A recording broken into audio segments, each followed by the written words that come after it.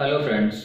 तो आज की क्लास में हम लोग ट्यूकियम के बारे में डिस्कशन करते हैं। ट्यूकियम के बारे में लास्ट क्लास पे हम लोगों ने ट्यूकियम का कॉन्सेप्ट और उसकी कैरेक्टरिस्टिक्स को समझा था, यानी टोटल क्वालिटी मैनेजमेंट क्या होता है और उसकी क्या कैरेक्टरिस्टिक्स होती हैं। तो थोड़ा सा रिकॉल करते हैं, ट्यूकियम क्या है या संपूर्ण गुणवत्ता प्रबंधन क्या है। जब भी हम किसी संस्था या संगठन की एक दीर्घकालिक सफलता या उपलब्धि को दृष्टिगत रखते हुए एक integrated quality management approach apply करते हुए संस्था से संबंधित हर व्यक्ति के संतुष्टि के स्तर को बढ़ाने का प्रयास करते हैं, तो इस तरह की ये जो एक प्रक्रिया होती है या एक ये जो संपूर्ण व्यवस्था होती है, इसको ही संपूर्ण गुणवत्ता प्रबंधन कहा जाता था या कहा जाता है। एक तरीके से ये क्वालिटी मैनेजमेंट का एक फिलोसॉफिकल रूट है, या हम कह सकते हैं कि फिलॉसफी ऑफ क्वालिटी मैनेजमेंट है। तो ट्यूकियम क्या है? ट्यूकियम एक इंटीग्रेटेड अप्रोच है क्वालिटी मैनेजमेंट का, जिसमें हम संस्था से जुड़े हुए हर व्यक्ति का और हर स्तर पर हम गुणवत्ता में सुधार और गुणवत्ता नियंत्रण की बात करते हैं। तो हम इस टॉपिक को मेनली 5 एस्पेक्ट पर पढ़ रहे हैं। Concept and characteristics, belief and assumptions, मतलब यहाँ पर संप्रत्यय एवं उसकी विशेषताएं, यहाँ विश्वास या उसको अवधारणाएं कह सकते हैं। एसेंशियल एलिमेंट्स ऑफ ट्यूकियम, अर्थात जो एलिमेंट है या ट्यूकियम के तत्व हैं। फिर की प्रिंसिपल ऑफ ट्यूकियम और बेनिफिट्स ऑफ ट्यूकियम के बारे में चर्चा करेंगे। तो हमारा ये जो टॉपिक होगा बेसिकली इन्हीं 5 बिंदुओं पर सेंटर्ड रहेगा, जिसमें से एक पॉइंट या एक जो पार्ट है वो हम लोगों ने प्रीवियस क्लास पर डिस्कस कर लिया है। तो आज हम लोग डिस्कशन करेंगे बिलीफ और अजम्पशंस के बारे में। तो हम बिलीफ्स और अजम्पशंस ऑफ ट्यूकियम जरा पढ़ते हैं क्या होते हैं। यहाँ पर 5 बिलीफ्स लिखी हुई हैं। पहले बिलीफ्स या अजम्पशंस को जान लीजिए क्या होता है, क्योंकि ये वर्ड हर टॉपिक पे या आपको मोस्टली कई जगह देखने को या सुनने को मिलता है। अजम्पशंस एक तरह के एक सब्जेक्टिव ट्रस्ट होते हैं किसी व्यक्ति के, या किसी व्यक्ति का एक अपना आत्मनिष्ठ विश्वास होता है, जिसे जो सत्य के निकट भी हो सकता है और सत्य से परे भी हो सकता है, अर्थात जो सत्य और असत्य दोनों के संदर्भों में हो सकता है। क्योंकि अजम्पशंस को किसी लैब में टेस्ट नहीं किया जा सकता, अर्थात ये प्रैक्टिकली या स्टैटिस्टिकली वेरीफाई नहीं होते हैं। इसीलिए अजम्पशन और हाइपोथेसिस में यही डिफरेंस होता है, क्योंकि हाइपोथेसिस जो होती है वो टेस्ट करके हम उसको कंफर्म कर सकते हैं। अजम्पशंस कभी कंफर्म नहीं होते, क्योंकि ये व्यक्ति की अपनी एक आत्मनिष्ठ उसकी अपना एक उसका ट्रस्ट होता है या उसका अपना एक विश्वास होता है। तो ट्यूकियम के बारे में भी कुछ मत या कुछ विश्वास या कुछ अवधारणा प्रचलित है। उनमें से पहली जो अवधारणा है, या ये कह लीजिए पहली जो असम्पशन है, वो है satisfaction of customer, owner and employees is the measure of TQM, या इसको हम कहते हैं मेजर ऑफ ट्यूकियम या क्या मेजर ऑफ क्वालिटी भी कह सकते हैं। सिंपली इसको ऐसे समझ लीजिए, is the measure of quality. कहने का तात्पर्य, जब हम लोगों ने ट्यूकियम का मीनिंग पढ़ा था तो उसमें हम लोगों ने कहा था कि TQM is a integrated approach of quality management to ensure the long term success to in reference to increase the level of satisfaction at all level of the organization। कहने का तात्पर्य हम लोगों ने वहां पर ये समझा था कि जो ट्यूकियम है या संपूर्ण गुणवत्ता प्रबंधन है, वो हर स्तर पर, संस्था से संबंधित हर स्तर पर जो संतुष्टि का स्तर है, जो संतोष का स्तर है, उसको बढ़ाने का प्रयास करता है या इसमें अंतर्गत किया जाता है। तो किसी भी वस्तु या किसी भी सेवा के संदर्भ में अगर हमें गुणवत्ता का मापन करना है और गुणवत्ता को मेजर करना है, तो उनका कहना है कि मेजर ऑफ क्वालिटी क्या है? पहली assumption है मेजर ऑफ क्वालिटी का मतलब है सेटिस्फैक्शन ऑफ कस्टमर, ओनर है एम्प्लॉय, जिसमें से कस्टमर जो है वो प्राइम फैक्टर है, सेकेंडरी ओनर है और थर्ड हमारा एम्प्लॉय है। तो ये इनका एक सीक्वेंस है। तो किसी भी संस्था के अंदर किसी भी सेवा या उत्पाद के संदर्भ में अगर हमें गुणवत्ता का मापन करना है तो गुणवत्ता का मापन ग्राहक संतोष, मालिक संतोष या कर्मचारी संतोष से ही निर्धारित होता है, डिटरमाइन होता है। इसका मतलब है कि ग्राहक संतुष्टि या नियोक्ता संतुष्टि या कर्मचारी संतुष्टि ही किसी भी संस्था के अंदर गुणवत्ता का मानक है या गुणवत्ता का मापन है। तो हम कस्टमर सेटिस्फैक्शन से ही मेजरमेंट ऑफ क्वालिटी करेंगे, या उसका हम कह सकते हैं कि कस्टमर सेटिस्फैक्शन ही एक मात्रक है गुणवत्ता का। क्लियर? तो हम इससे क्या समझ में आए? समझ में आया कि ग्राहक संतोष, कर्मचारी संतोष या नियोक्ता संतोष या उसका संतुष्टि ही गुणवत्ता का मात्रक है या गुणवत्ता को मापने का पैरामीटर है। ये समझ गए। फिर दूसरा है analysis of process is the key of quality. Analysis of the process का मतलब क्या होता था?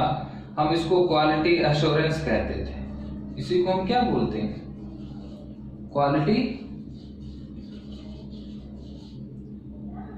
एश्योरेंस। तो क्वालिटी एश्योरेंस जिसे हमने QA बोला था, QA is the key of quality improvement. अगर हमें किसी भी क्वालिटी को इंप्रूव करना है, चाहे वो सर्विस की क्वालिटी हो या प्रोडक्ट की क्वालिटी हो, तो हमें analysis of the process, analysis of the process का मतलब क्वालिटी एश्योरेंस जो हम लोग ऑलरेडी डिस्कस कर चुके हैं क्वालिटी कंट्रोल और क्वालिटी एश्योरेंस के अंतर्गत। तो quality assurance is the key of quality improvement, अर्थात जब भी हमें गुणवत्ता में सुधार करना है तो गुणवत्ता सुधार का केंद्र बिंदु या सबसे प्रमुख स्तर क्या है? गुणवत्ता आश्वासन। क्वालिटी एश्योरेंस यानी गुणवत्ता आश्वासन, और इसी क्वालिटी एश्योरेंस को ही हम क्या कहते हैं? Analysis of the process. समझा था हम लोगों ने। फिर तीसरी बात है, थर्ड है एवरीवन एन ओनर, मतलब प्रत्येक व्यक्ति मालिक है। और जब हम लोगों ने ट्यूबियम की कैरेक्टरिस्टिक्स पढ़ी थी तो उसमें लिखा था कि he is a focus on individual as well as group या एज वेल एज ऑर्गेनाइजेशंस। तो यह समूह पर भी बात करता है और व्यक्तिगता पर भी बात करता है। और चूंकि जब हम किसी भी संस्था में संपूर्ण गुणवत्ता की या गुणवत्ता के अधिकतम स्तर की बात करते हैं तो गुणवत्ता को स्थापित करना किसी एक व्यक्ति का प्रयास नहीं होता, या कोई एक व्यक्ति अपने स्वयं के केवल प्रयासों से किसी भी ऑर्गेनाइजेशन या इंस्टीट्यूट में क्वालिटी मेंटेन नहीं कर पाता। फॉर एग्जांपल कि अगर हम एक एजुकेशनल इंस्टीट्यूट के बारे में ही बात कर लें कि वहां पर क्वालिटी कैसे मेंटेन होगी, तो क्या कोई एक कॉलेज या कोई इंस्टीट्यूट अकेले किसी एक टीचर के या एक प्रिंसिपल के चाह लेने से क्वालिटी मेंटेन कर लेगा, या किसी एक टीचर के चाह लेने से? नहीं।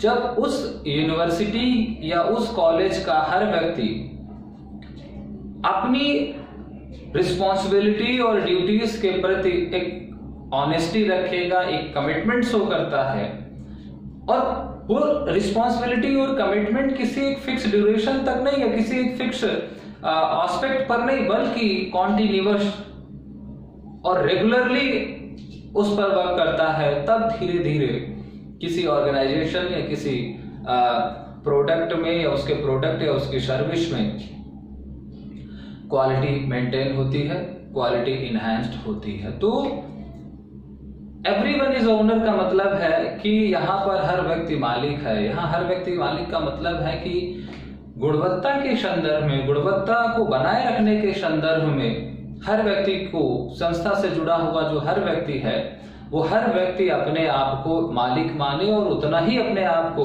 जवाबदेह ठहरा। जब तक प्रत्येक व्यक्ति जवाबदेह नहीं होगा अगर 10 लोग सीरियसली काम कर रहे हैं और 5 लोग काम नहीं कर रहे हैं, तो निश्चित रूप से उस 5 लोगों के ना सही काम करने का प्रभाव उस संस्था के फंक्शंस की या उस संस्था के सर्विस या प्रोडक्ट की क्वालिटी पर डेफिनेटली निगेटिव होगा। तो यहाँ पर हम बात कर रहे हैं हर एक छोटे से छोटे, यानी चपरासी से लेकर के वाइस चांसलर तक, जब सभी लोग अपने दायित्वों का, अपने कर्तव्यों का सही ढंग से निर्वहन करेंगे, अपनी रिस्पॉन्सिबिलिटीज को सही ढंग से पे करते हैं, तभी किसी ऑर्गेनाइजेशन या इंस्टीट्यूट या यूनिवर्सिटी में क्वालिटी मेंटेन होती है।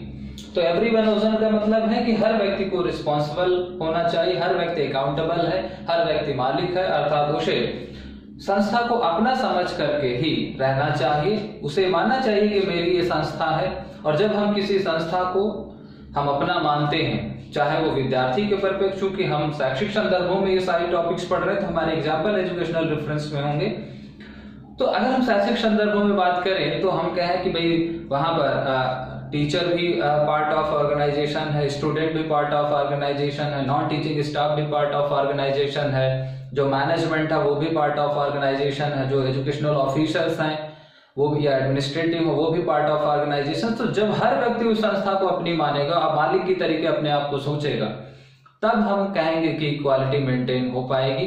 तो ये ट्यूकियम का एक विश्वास है। फिर चौथा है कि TQM is not possible without the constant active and involving leadership of manager at all level. अब यहां पर कांस्टेंट का मतलब है स्थिर या लगातार, एक्टिव का मतलब सक्रिय, इनेबलिंग का मतलब है कि इनिशिएटिव लेना, अर्थात जिसको हम कहते हैं इनिशिएटिव लेना, मतलब पहल करना। लीडरशिप ऑफ मैनेजर एट और लेवल। अब यहां पर मैनेजर का मतलब हम समझना है, मैनेजर का मतलब हमारा प्रिंसिपल भी हो सकता है, या वाइस चांसलर भी हो सकता है, या कोई डायरेक्टर भी हो सकता है। ट्यूकियम की अवधारणा टोटल क्वालिटी मैनेजमेंट तब तक संभव नहीं है जब तक कि एक सक्रिय नेतृत्व नहीं किया जाएगा प्रबंधक के द्वारा या नेतृत्वकर्ता के द्वारा या लीडर के द्वारा। अर्थात अगर हम कहें कि बिना प्रिंसिपल की सक्रियता के क्या ट्यूकियम किसी कॉलेज में पॉसिबल है, क्या किसी डायरेक्टर की अच्छे लीडरशिप के बगैर क्या ट्यूकियम पॉसिबल है, तो ट्यूकियम के लिए लीडरशिप ऑफ मैनेजर बहुत इंपॉर्टेंट है और उसे एक्टिव लीडरशिप करनी होगी। बिना लीडरशिप के ट्यूकियम पॉसिबल नहीं है। इस बात का ध्यान रखिएगा कि TQM is not possible without leadership, without active leadership of manager. तो ये इनका मानना है कि अगर हमें किसी संस्था के अंदर एक गुणवत्ता को या ट्यूकियम की अवधारणा को सक्सेसफुली इम्प्लीमेंट करना है, तो हमें वहां पर उस संस्था के लीडरशिप से एक सक्रिय, ईमानदार और सतत एक अच्छी नेतृत्व की अपेक्षा करनी चाहिए, या उसे एक अच्छा नेतृत्व उपलब्ध या प्रदान करना चाहिए। अगर वो ऐसा नहीं करता तो ट्यूकियम कभी भी अचीव्ड नहीं हो पाएगा। और पांचवा है continuous quality improvement must be there. इसका मतलब है गुणवत्ता सुधार सतत होना चाहिए। अब हम कॉन्टिन्यूअस इंप्रूवमेंट की जब बात करते हैं तो continuous improvement in function, continuous improvement in operations, continuous improvement in ability, continuous improvement in goal, continuous improvement in infrastructure, continuous improvement in standard। तो जब हम continuous improvement की बात करते हैं तो सुधार की प्रक्रिया रुक रुक करके या कभी कभार नहीं होनी चाहिए, बल्कि सुधार लगातार होना चाहिए। तो जब हम सुधार की बात करें तो सुधार रिकरिंग नहीं होना चाहिए, सुधार सतत होना चाहिए। और वो सुधार सतत किन किन क्षेत्रों में होना चाहिए? एट ऑल लेवल या एट ऑल एस्पेक्ट, सभी संदर्भित क्षेत्रों में या पक्षों में हमें सुधार की प्रक्रिया लागू करनी चाहिए। तो सुधार केवल ऐसा नहीं कि हाफ ईयरली बेसिस पर इंप्रूवमेंट करें। सुधार क्या है, एक डे टू डे ऑपरेशंस में की जाने वाली प्रक्रिया। जैसे हम प्रतिदिन संस्था में कुछ ना कुछ काम करते हैं, तो प्रतिदिन हमें कुछ ना कुछ सुधार की प्रक्रिया को भी संचालित करना चाहिए, तभी ट्यूकियम की अवधारणा जो है हम प्राप्त या अचीव्ड कर पाएंगे। तो ये 5 बातें हैं। पहली बात है कि customer satisfaction he major of quality होता है, मेजरली। दूसरा, एनालिसिस ऑफ प्रोसेस, यानी जिसे हम क्वालिटी एश्योरेंस कह सकते हैं। क्वालिटी एश्योरेंस इज अ की ऑफ ट्यूकियम, या quality assurance is the key of quality improvement कह लीजिए। तीसरी बात है, एवरीवन इज एन ओनर, प्रत्येक व्यक्ति मालिक होता है और तभी ट्यूकियम आ सकता है। चौथी बात है कि बिना मैनेजर की एक अच्छी लीडरशिप की, एक सक्रिय लीडरशिप की या एक सक्रिय नेतृत्व के ट्यूकियम की अवधारणा संभव नहीं है।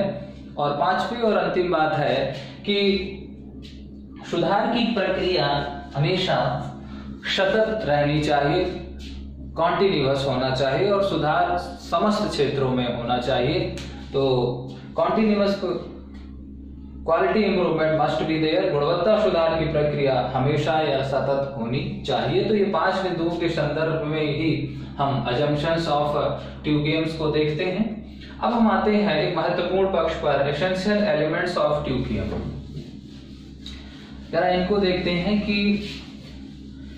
ट्यूकियम किन किन तत्वों से मिलकर के बना होता है और उसमें क्या क्या चीजें लागू होती हैं।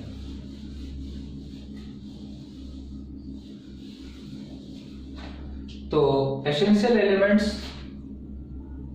हम बात करते हैं, एसेंशियल कह लीजिए या इंपॉर्टेंट कह लीजिए।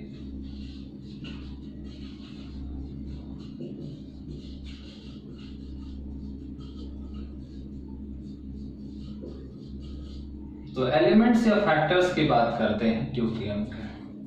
तो मुख्यतः यहां पर हम 8 फैक्टर्स की बात करेंगे। सबसे पहला है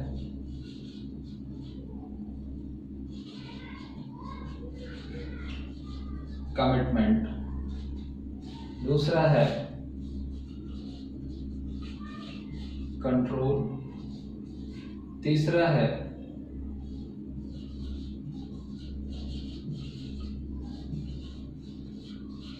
कस्टमर फोकस, चौथा है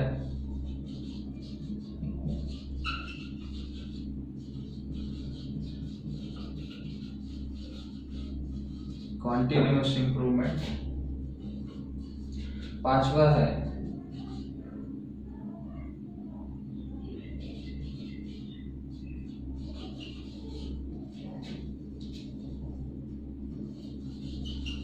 enhancement and empowerment।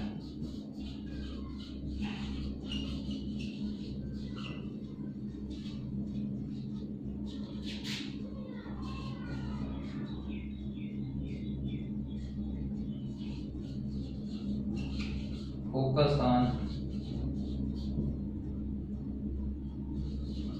mastery learning,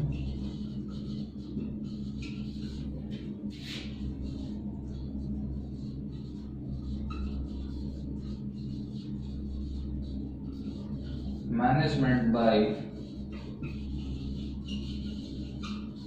measurement, और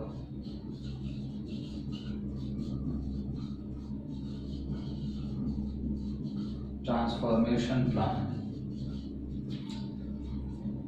तो ये 5 हमारे 8 हमारे मुख्य एलिमेंट हैं, मुख्य कारक हैं ट्यूकियम के। अब जरा हम एक एक को यहाँ पर समझते हैं। तो सबसे पहला है कमिटमेंट। कमिटमेंट का मतलब है यहाँ पर प्रतिबद्धता।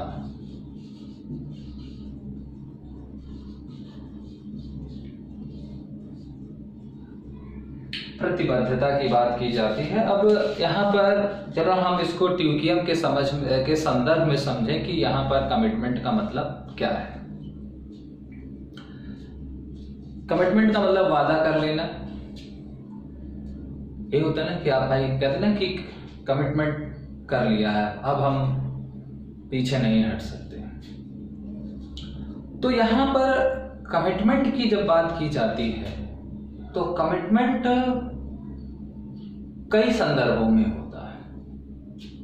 Commitment about quality improvement, commitment about duties and responsibilities, commitment about team spirit, तो बहुत सारी चीजें हैं। अब अगर किसी संस्था के संदर्भ में और विशेष रूप से किसी शैक्षिक संस्था के संदर्भ में हम इस तत्व की बात करें तो ट्यूकियम का मानना है कि किसी भी संस्था में एक संपूर्ण गुणवत्ता को प्राप्त करने के लिए, गुणवत्ता के चरम बिंदु को स्पर्श करने के लिए जरूरी है कि वहां का जो मैन पावर है या जो ह्यूमन रिसोर्स है उसमें प्रतिबद्धता हो। अब यानी यहां हम कमिटमेंट की बात कर रहे हैं। कमिटमेंट किसके है? All manpower,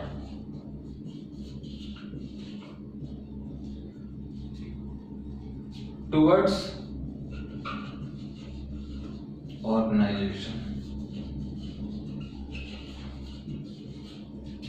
commitment means all manpower, commitment all manpower towards organisation, यानी सभी व्यक्तियों का या जितना भी ह्यूमन रिसोर्स या मानवीय संसाधन है, अर्थात मानवीय संसाधन की या समस्त मानवीय संसाधन की संगठन या संस्था के प्रति प्रतिबद्धता। अब अगर हम इसको थोड़े से उदाहरण से समझने की कोशिश करें तो बेसिकली जो संस्था में मैन पावर होती है वो क्या है?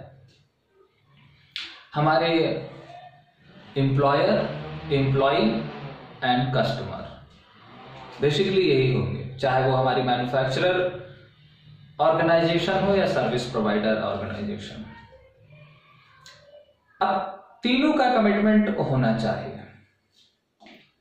अगर हम एम्प्लॉयर के कमिटमेंट की बात करें तो उसका कमिटमेंट अपने ऑर्गेनाइजेशंस के प्रति हो, अपने लीडरशिप के प्रति हो, संस्था के आदर्शों और मूल्यों के प्रति हो, संस्था के उद्देश्यों के प्रति हो, अपने अधिकार और कर्तव्य के प्रति हो, और कर्मचारी संतुष्टि और ग्राहक संतुष्टि की ओर उसका कमिटमेंट होना चाहिए, अर्थात नो कॉम्प्रोमाइज विद क्वालिटी।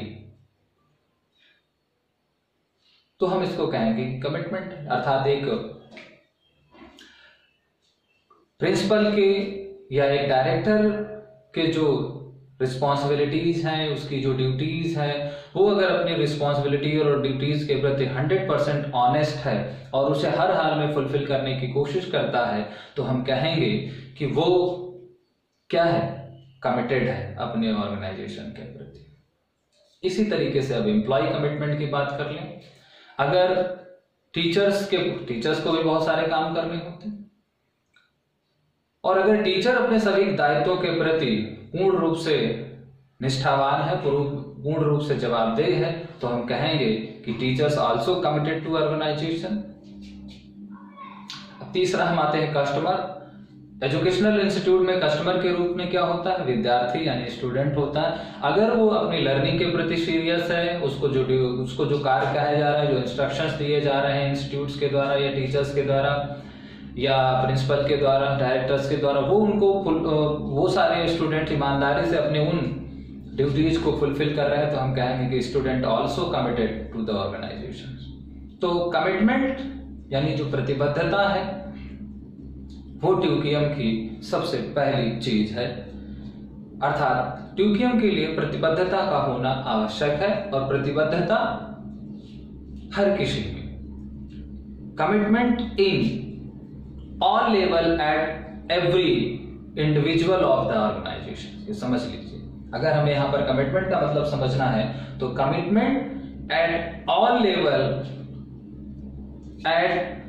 या commitment at all level in every individual of the organisation, और उसको जो कुछ भी उससे संबंधित जो कुछ भी है चीजें हैं उन सब के प्रति। हाँ, अब यहां पर जब हम कमिटमेंट की बात करते हैं तो अगर हम सेटिस्फैक्शन की बात करते हैं तो सेटिस्फैक्शन का जो फोकस पॉइंट है या जो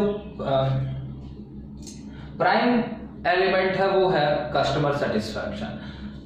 भाई तीन चीजें हैं, कस्टमर, एम्प्लॉयर एंड एम्प्लॉई। तो जब हम संतुष्टि की बात करते हैं तो संतुष्टि में सर्वोपरि संतुष्टि है ग्राहक की। ग्राहक की संतुष्टि यानी customer satisfaction is the first element to measure of quality. लेकिन जब हम कमिटमेंट की बात करते हैं तो उस कमिटमेंट में किसका कमिटमेंट सबसे ज्यादा जरूरी है? तो जब हम कमिटमेंट की बात कर रहे हैं तो कमिटमेंट तो यहां पर तीनों का चाहिए, यानी यहां पर कमिटमेंट एम्प्लॉयर का भी,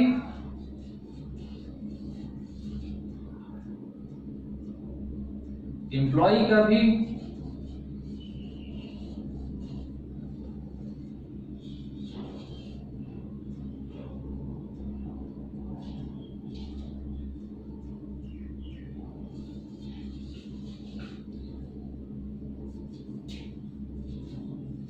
और कस्टमर का भी। तो सबसे पहले यहां पर पहला, दूसरा और तीसरा, तो सबसे पहली जो प्रतिबद्धता है वो इसकी यानी मैनेजर का। एम्प्लॉयर का मतलब यहां पर क्या है? मैनेजर या जो डायरेक्टर है या लीडर। तो अंतर है, जब हम ट्यूकियम में सेटिस्फैक्शन की बात करते हैं तो सेटिस्फैक्शन में पहला कस्टमर, दूसरा एम्प्लॉयर और तीसरे नंबर पर एम्प्लॉय है। लेकिन जब हम कमिटमेंट की बात करते हैं ट्यूकियम में तो कमिटमेंट में पहला जो कमिटमेंट है पहले नंबर पर है वो एम्प्लॉयर का है या ओनर का है। यानी हम यहां पर एम्प्लॉयर का मतलब क्या है? हम इसको क्या कह सकते हैं? ओनर। तो एम्प्लॉयर का जो कमिटमेंट है वो सर्वोपरि है और उसको कहां कहां पर कमिटमेंट करना है ये आपको पता है। तो कमिटमेंट समझ में आया।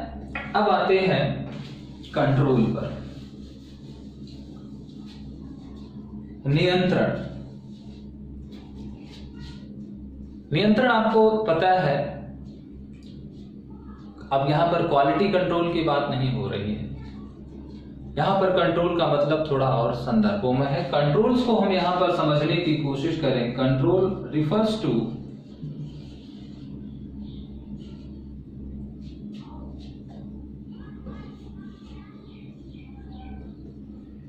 PDCA cycle.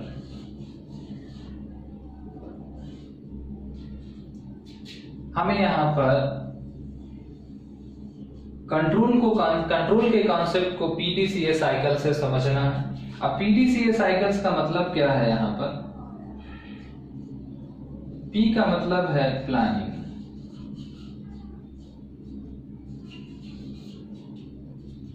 D का मतलब है डूइंग, C का मतलब है चेकिंग एंड A का मतलब है एक्टिंग। तो जरा PDCA साइकिल को हम समझते हैं। नियोजन करना, जांच और कार्य करना।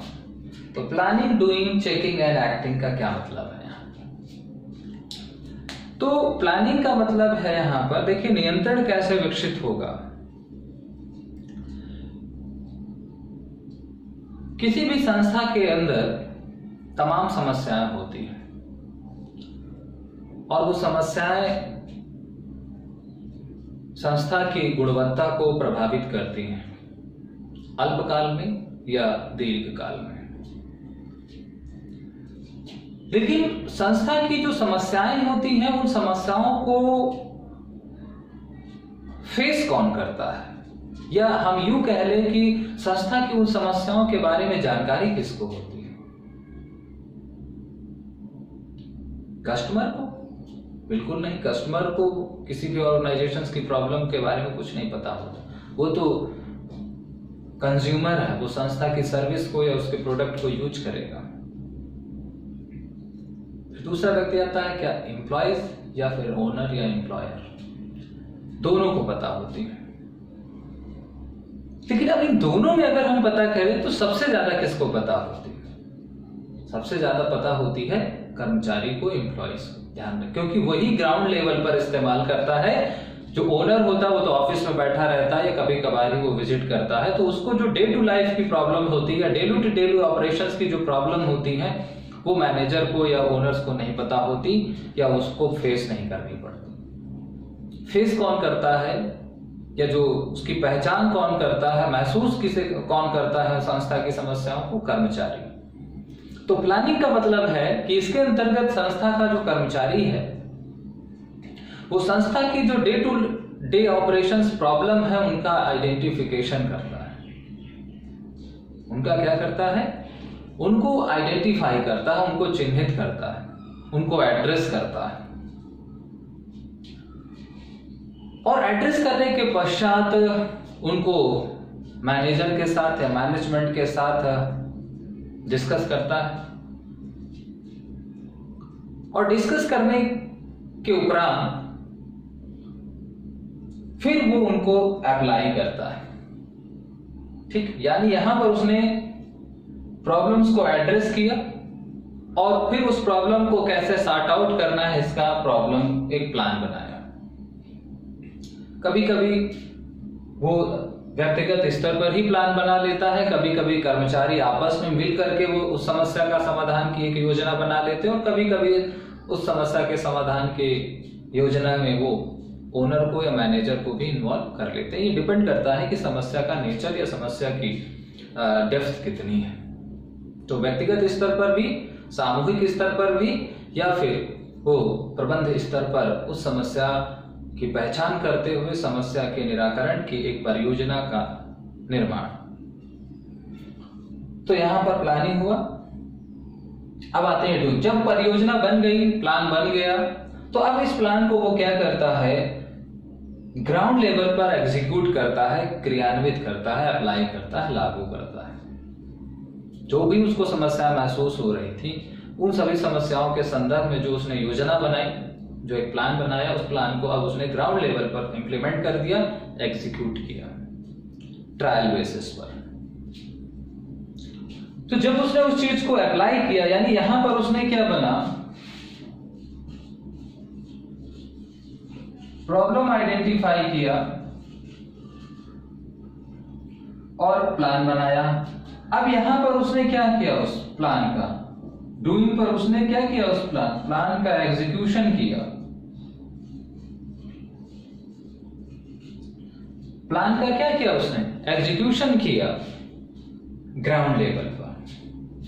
चलिए, उसने 10-15 दिन वो बदली परियोजना के हिसाब से, निर्मित परियोजना के हिसाब से काम किया। अब उसको वो क्या कर रहा है? चेकआउट करेगा, उसकी जांच करेगा। चेकआउट का मतलब है कंपैरिजन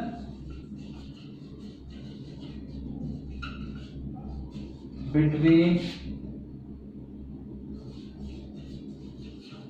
बिफोर एंड आफ्टर। इसको ऐसे समझ लें।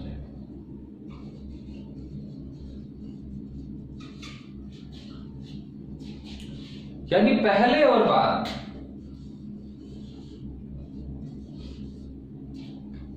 के बीच वो तुलना करता है। पहले का मतलब है कि जब वो समस्या की पहचान नहीं थी, उस समय की स्थिति क्या थी, और जब उसने उस परियोजना के बाद जो काम किया उसमें क्या परिणाम में अंतर आया, क्या सुधार हुआ या वो समस्या सॉल्व हुई या इंप्रूवमेंट हुआ या नहीं हुआ, इसकी तुलना या इसकी वो जांच करेगा। अब यहां पर दो चीजें होंगी। जब हम comparison between before and after करते हैं तो दो तरह की पॉसिबिलिटी आती है।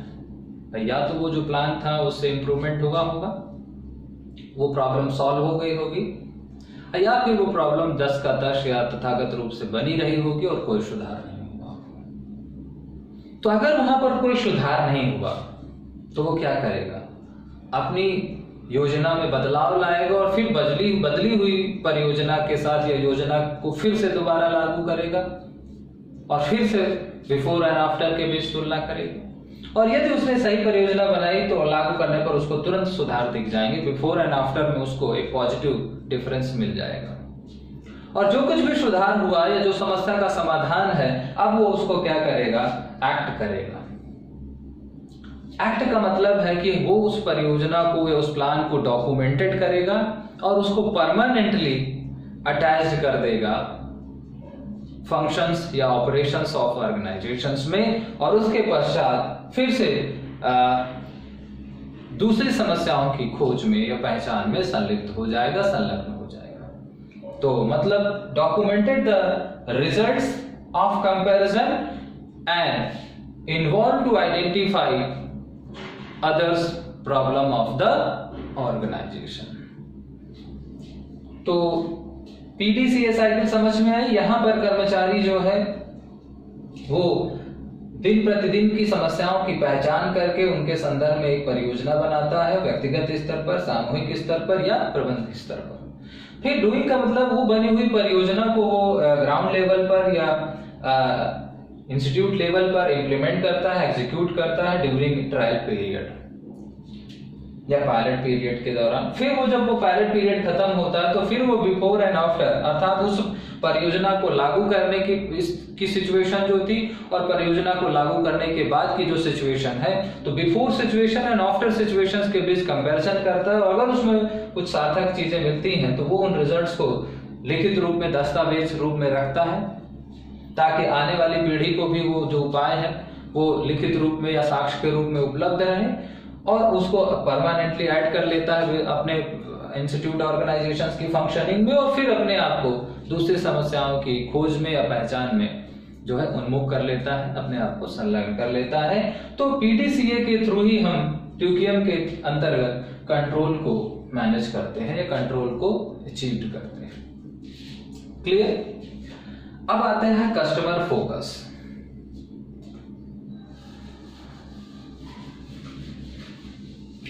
देखिए यहां पर हर चीज को एग्जाम्पल से समझने की कोशिश करिएगा। अभी जैसे हमने कंट्रोल का एग्जाम्पल, कंट्रोल को डिस्कस किया, तो कंट्रोल को आप एग्जाम्पल से समझने की कोशिश करें। हम ज्यादा एग्जाम्पल लेंगे तो बहुत ज्यादा टाइम किलिंग होगी, इसलिए हम एग्जाम्पल से यहाँ पर क्विट कर रहे हैं।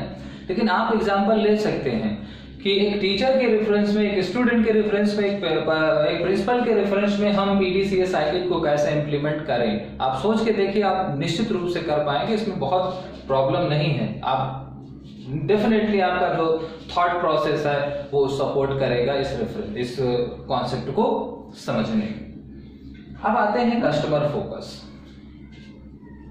अब अगर हम यहां पर कस्टमर फोकस की बात करें तो हमारा कस्टमर क्या है? अगर एजुकेशन की बात करें तो हमारा कस्टमर क्या है? स्टूडेंट है, विद्यार्थी ही है हमारा ग्राहक।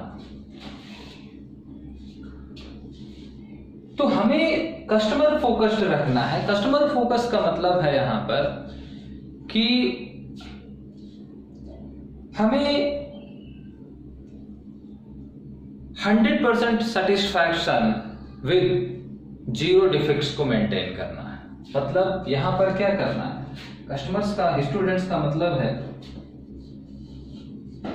100%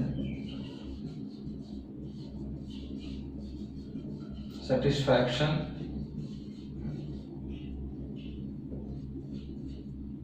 विद 0% क्या? With 0 error. ये हमको, क्योंकि ट्यूकियम यही कहलाता है, संपूर्ण गुणवत्ता तो इसी की बात करता है कि जब 100% सेटिस्फैक्शन हो और कस्टमर पर पहला है विद 0 एरर, क्योंकि जब एरर होगी तो 100% सेटिस्फैक्शन नहीं हो। तो 100% सेटिस्फैक्शन कब होगा? जब 0 एरर होगी। अब हमें कस्टमर्स को क्या, हमें स्टूडेंट्स को क्या बनाना होता है? क्योंकि एजुकेशन क्या है? एक मैन मेकिंग प्रोसेस है, और हमें एक इंसान बनाना, हमें विद्यार्थी को क्या करना है? विद्यार्थी को हमें एक श्रेष्ठ मानव एवं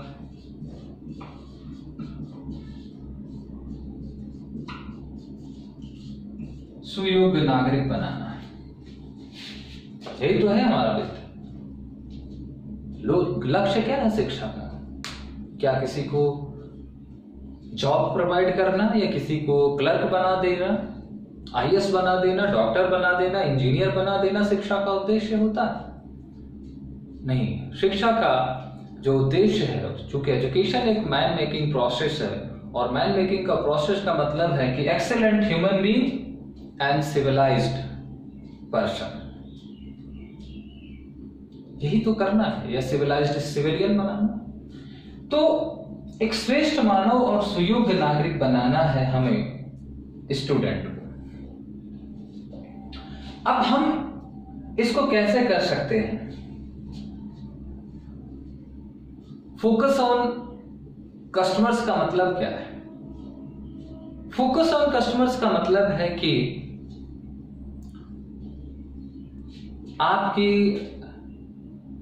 हर क्रिया का, आपके हर एक्टिविटीज का जो सेंटर पॉइंट होना चाहिए वो स्टूडेंट होना चाहिए। अर्थात आप संस्था के अंदर, आपसे मतलब एक शिक्षक होने के नाते या एक प्रबंधक होने के नाते आपके हर क्रियाकलाप का, आपके हर निर्णय का, आपके हर प्लान का जो केंद्र बिंदु होना चाहिए वो विद्यार्थी होना चाहिए, विद्यार्थी हित होना चाहिए।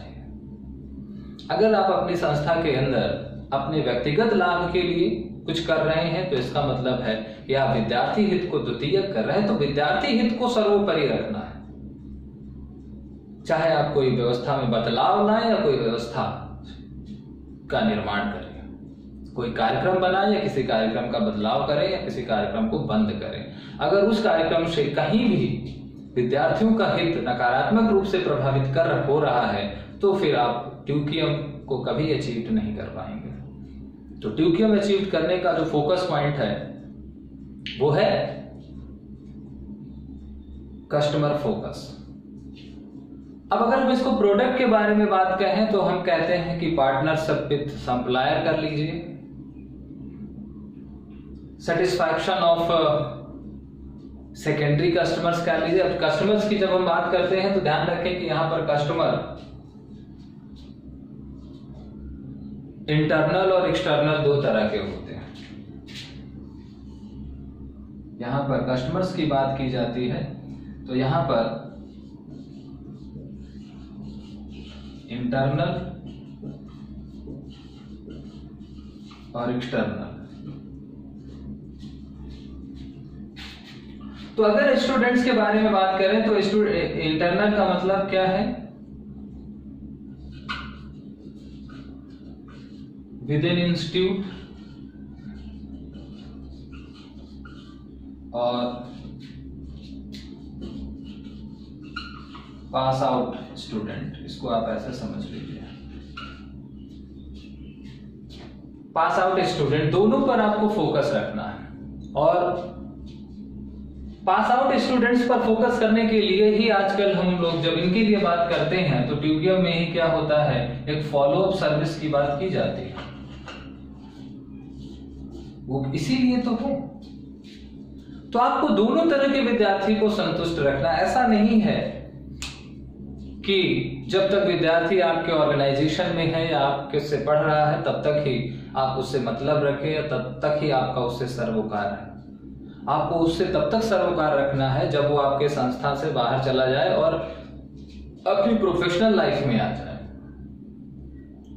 और उसीलिए अनुवर्ती सेवा जो है वो इसका आवश्यक अंग है। तो हमें हमेशा अपने विद्यार्थी के टच में रहना है, चाहे वो विद्यार्थी संस्था में वर्तमान में अध्ययनरत हो या फिर वो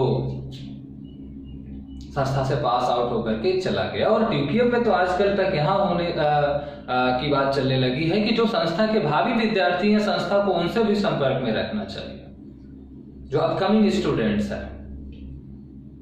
क्योंकि जब नैक इवैल्यूएशन करती है किसी भी ऑर्गेनाइजेशंस का तो वो जो प्रोस्पेक्टिव स्टूडेंट्स होते हैं उनको भी वो कंसीडर करती है अपनी रेटिंग में। तो ना केवल प्रेजेंट स्टूडेंट, ना केवल पास्ट स्टूडेंट, बल्कि फ्यूचर स्टूडेंट्स को भी कंसीडर किया जाए तो उसमें अतिशयोक्ति नहीं होगी। और फ्यूचर को भी हम, तो यहां पर ये प्रेजेंट है,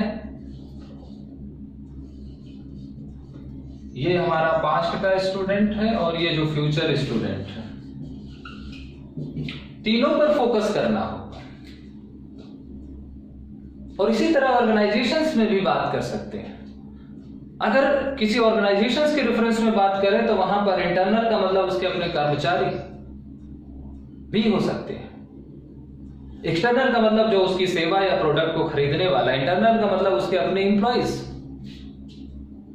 और जब हम कहते हैं पार्टनरशिप विद या सर्विस रिलेशन विद एम्प्लॉइज, तो सर्विस रिलेशन आपको बना करके रखना है।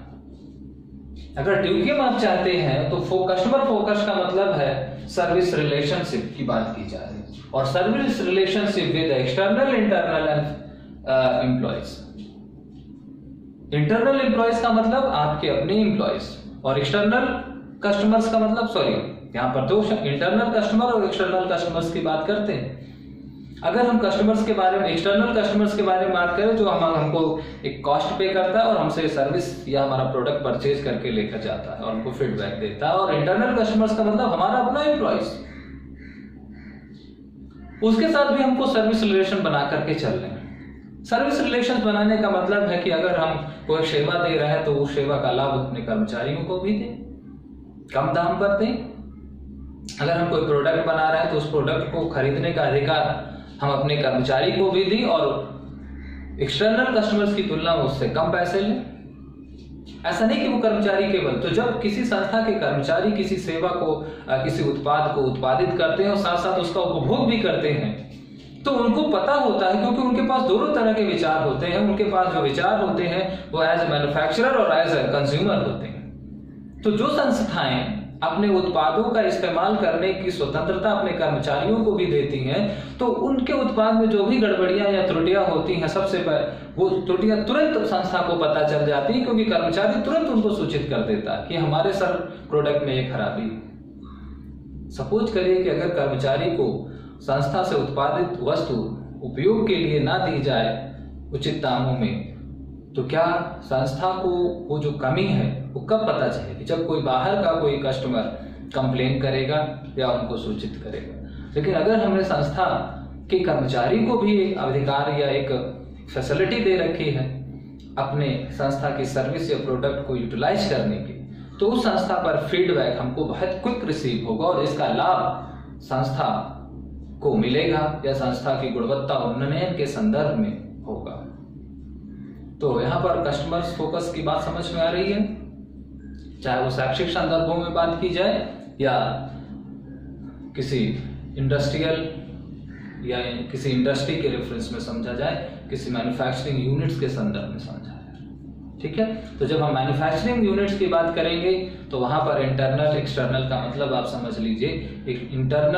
एक्सटर्नल का मतलब है बाह्य ग्राहक और इंटरनल का मतलब है आंतरिक ग्राहक। और हमें टीपीएम के लिए अपने आंतरिक और बाह्य दोनों ग्राहकों के साथ सेवा संबंध या सर्विस रिलेशनशिप स्टैब्लिश करनी चाहिए, करनी होगी।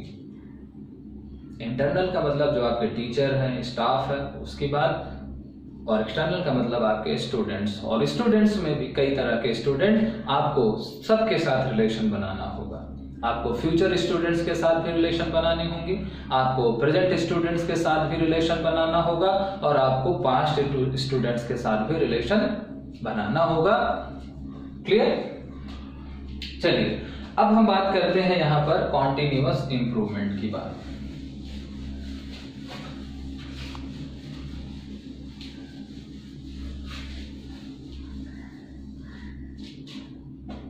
कॉन्टिन्यूअस इंप्रूवमेंट की जब हम बात करते हैं, यानी सतत सुधार,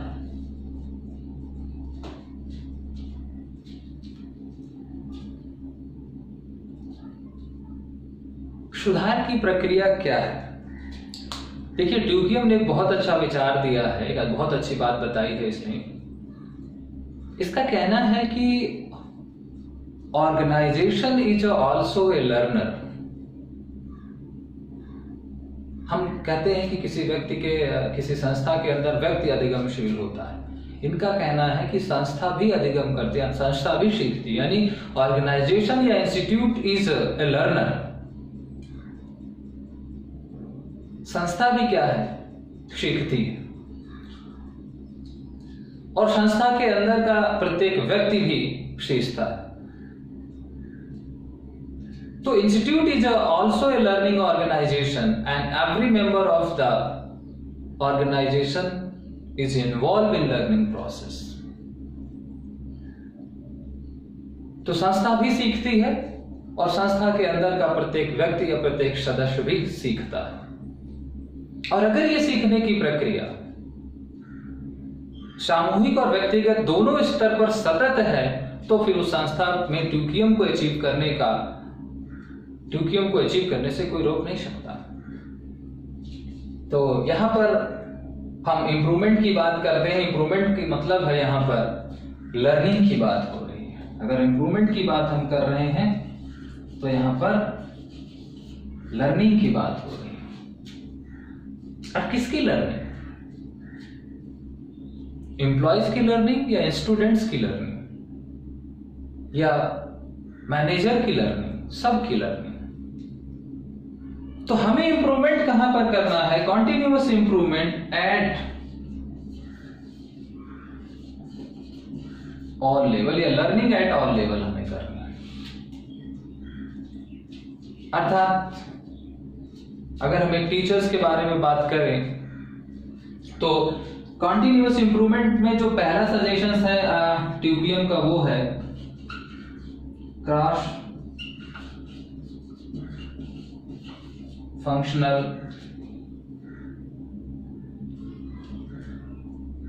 टीम या क्रॉस फंक्शनल प्रोसेस। दूसरी बात है यहां पर कि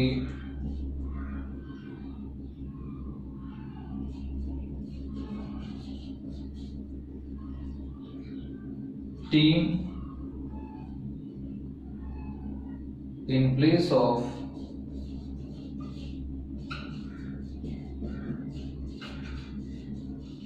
hierarchy, attention on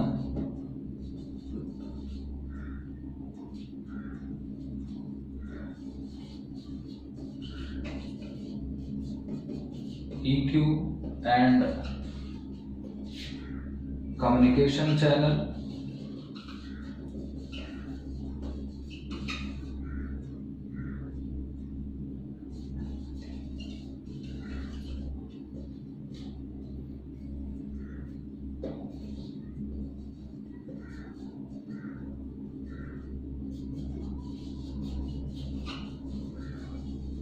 improvement, increasement in standard,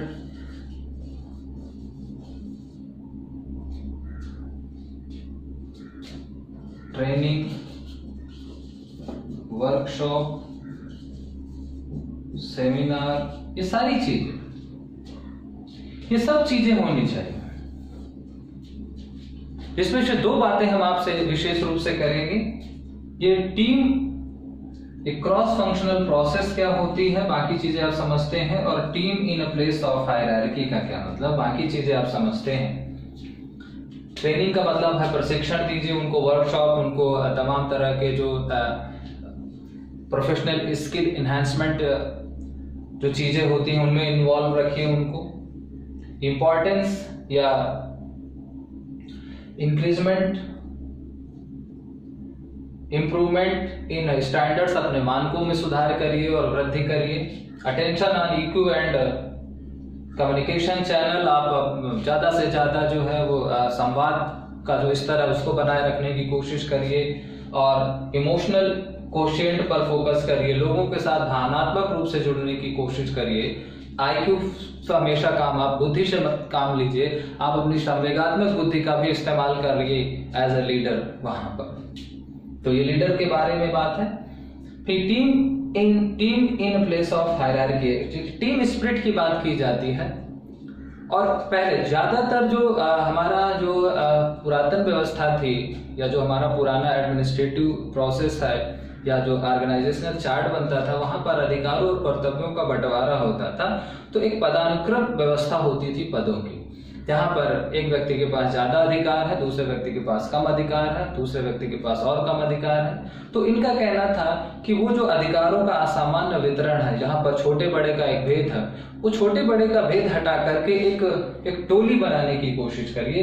तो हम उस व्यवस्था को, जो परंपरागत व्यवस्था है, हायरार्की के स्थान पर हमको टीम को महत्व करना है, हमें टीम बनानी है जिसमें सभी व्यक्ति समान है, कोई छोटा बड़ा नहीं है। छोटे बड़े को छोड़ करके समान अधिकार की एक टीम बनाइए।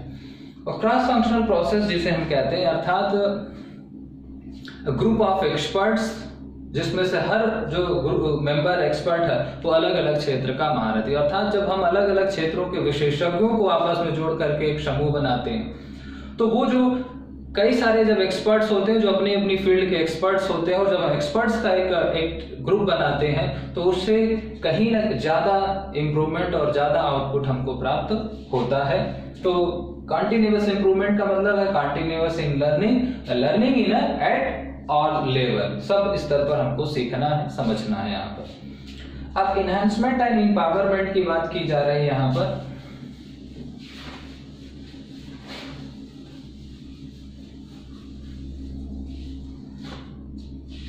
एम्पावरमेंट का मतलब है, इनहैंसमेंट का मतलब योग्यता, एम्पावरमेंट का मतलब है सशक्तिकरण करना।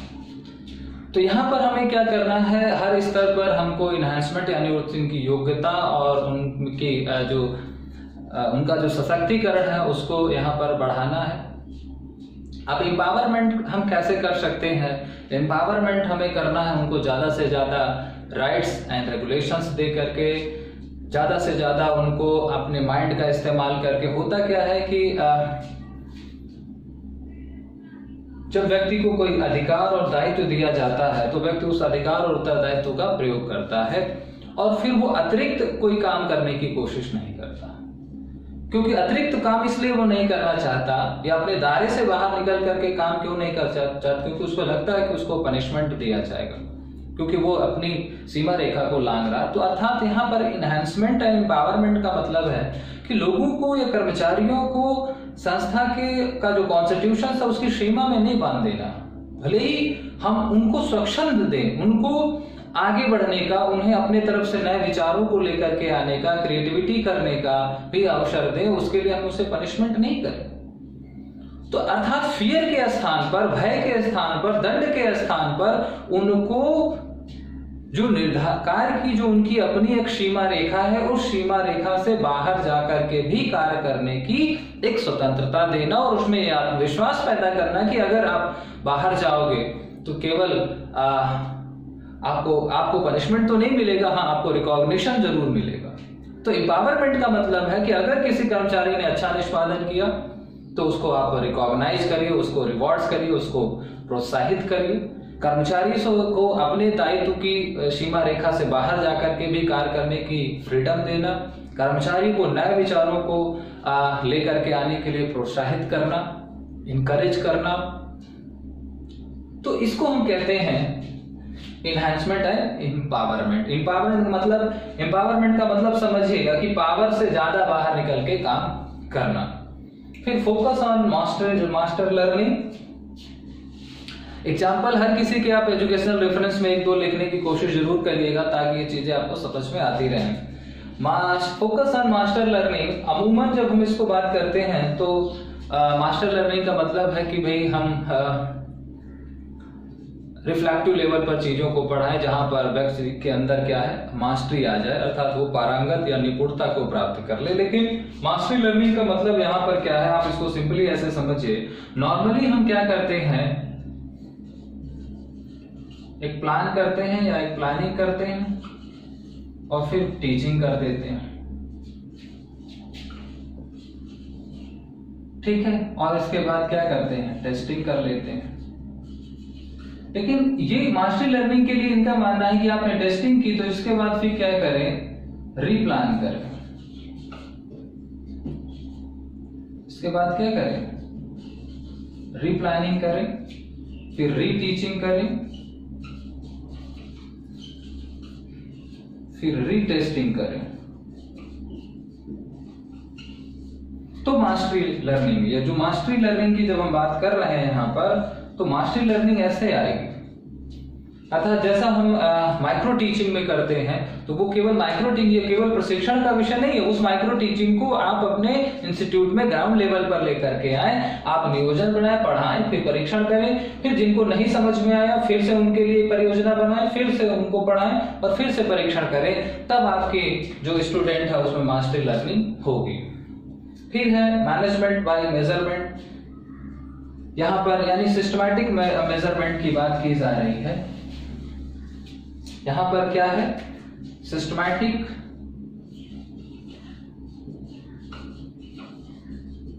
एंड कॉन्टिन्यूअस मेजरमेंट्स की बात की जा रही है।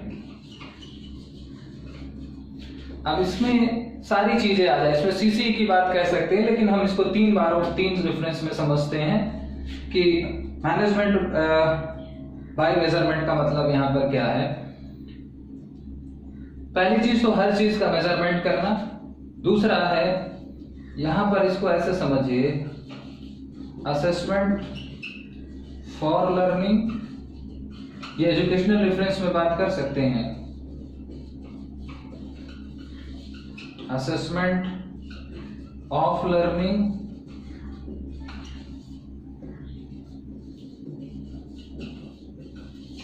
And assessment as learning. इन तीनों स्तरों पर आप मेजरमेंट या असेसमेंट को रखेंगे तो आप टीयूकेएम को प्राप्त करेंगे। इन तीनों का मतलब हम लोगों ने पढ़ लिया है क्लास में। असेसमेंट फॉर लर्निंग का मतलब अधिगम के लिए आकलन, अर्थात जब सीखने की प्रक्रिया के दौरान टीचर और स्टूडेंट्स मिलकर के एक दूसरे की प्रगति को जानते हैं, जैसे फॉर्मेटिव वैल्यूएशन होता है, तो फॉर्मेटिव वैल्यूएशन को ही हम असेसमेंट फॉर लर्निंग कहते हैं। फिर असेसमेंट ऑफ लर्निंग, जब लर्निंग हो जाती है, जब काम समाप्त हो जाता है, फाइनल प्रोडक्ट आ जाता है, तब हम जो असेसमेंट करते हैं तो उसमें टीचर सेंटर्ड होता है और टीचर स्टूडेंट्स की प्रगति का, उसके नॉलेज लेवल को मेजर करता है, तो उसको हम असेसमेंट ऑफ लर्निंग कहते हैं। ये समेटिव वैल्यूएशन की तरह होता है। एक नया वैल्यूएशन है असेसमेंट एज लर्निंग, जिसमें स्टूडेंट खुद ही अपनी प्रगति का जो है वो या अपनी प्रोग्रेस का असेसमेंट करता है। सेल्फ असेसमेंट हम इसको कह सकते हैं। तो असेसमेंट एज लर्निंग मतलब self learning assessment bye student. फिर आता है ट्रांसफॉर्मेशनल प्लान। ट्रांसफॉर्मेशनल प्लान्स का मतलब है कि किसी भी ऑर्गेनाइजेशन में, यानी इसको रूपांतरण परियोजना कहते हैं, इसमें तीन बातें आपको समझनी है कि सबसे पहले अगर किसी भी संस्था में हमें, तो हमें क्या करना है, एक टीयूकेएम एग्जीक्यूटिव काउंसिल बनानी है।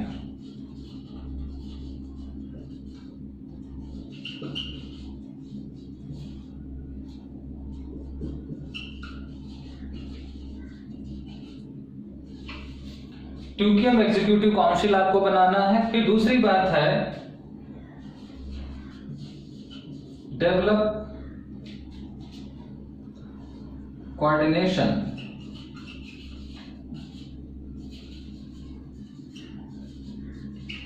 Between organization and TQM executive council. और तीसरी बात है take a help from other organizations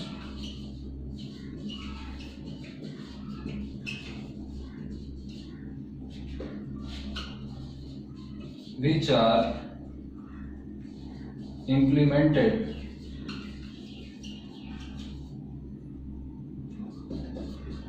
टीयूकेएम successfully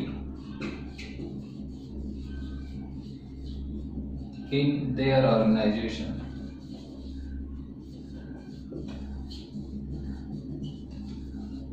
ये तीन बातें हैं ट्रांसफॉर्मेशनल प्लान के अंदर, अर्थात संस्था में एक अतिरिक्त जो है टीयूकेएम कार्यकारी परिषद का गठन करना, फिर उस संस्थान और कार्यकारी जो हमारी परिषद है उसके बीच एक समन्वय का विकास करना, और फिर संस्था में टीयूकेएम लागू करने के लिए उन संस्थानों से मदद लेना जिन संस्थानों ने सफलतापूर्वक अपने संस्था में 2QM को लागू कर लिया है, ऐसे लोगों से हमें सलाह और मशवरा लेना, क्योंकि वो व्यक्ति आपको बहुत मदद कर सकता है जिसने अपने यहाँ 2QM को सक्सेसफुली इम्प्लीमेंट कर लिया है। तो ट्रांसफॉर्मेशनल प्लान में 3 बातें ध्यान में रखिएगा कि संस्था में एक अतिरिक्त 2QM एग्जीक्यूटिव काउंसिल या एक विभाग बना देना, एक तरीके की समिति गठित करना, फिर उस एग्जीक्यूटिव काउंसिल के मेंबर्स के बीच और जो ऑर्गेनाइजेशंस के मेंबर है उनके बीच समन्वय, एक संतुलन बनाना, ताकि वो मिल बैठ करके साइंटिफिकली अपनी परियोजना को लागू कर सके, क्रियान्वित कर सके, और फिर अपनी संस्था में 2QM को लागू करने के लिए उन संस्थाओं के व्यक्तियों से मदद लेना या उन संस्थाओं से मदद लेना जिन संस्थाओं ने अपने यहाँ 2QM को सक्सेसफुली सफलतापूर्वक इम्प्लीमेंट या लागू कर लिया है। तो ये थे हमारे एसेंशियल एलिमेंट्स ऑफ 2QM। इन्हीं 8 तत्वों से मिल करके 2QM बनता है। यहाँ पर इन 8 तत्वों को बहुत विस्तार पूर्वक देखिएगा और इनके संदर्भ में एग्जाम्पल आप खुद सोच रहे, हर एक के प्रति आप एग्जाम्पल डेवलप करने की कोशिश करिएगा। एग्जाम्पल डेवलप करने से आपको इनको रटना नहीं पड़ेगा। बाकी जो इसके की प्रिंसिपल हैं और जो बेनिफिट्स हैं उसके बारे में भी हम लोग चर्चा करेंगे, लेकिन आज की क्लास में इतना ही। आई होप कि आपको जो अजम्पशंस थे और जो एसेंशियल एलिमेंट्स है, ध्यान रखें कि सबसे ज्यादा इंपॉर्टेंट मीनिंग और इसके एलिमेंट्स हैं, क्योंकि इसी से आपका जो क्वेश्चन है वो परीक्षा में 99% जो है वो टैकल हो जाएगा। तो आज के लिए इतना ही मित्रों, फिर अगली क्लास में मिलते हैं। तब तक अपना ध्यान रखिए और स्वस्थ रहिए, खुश रहिए, मस्त रहिए। Bye bye.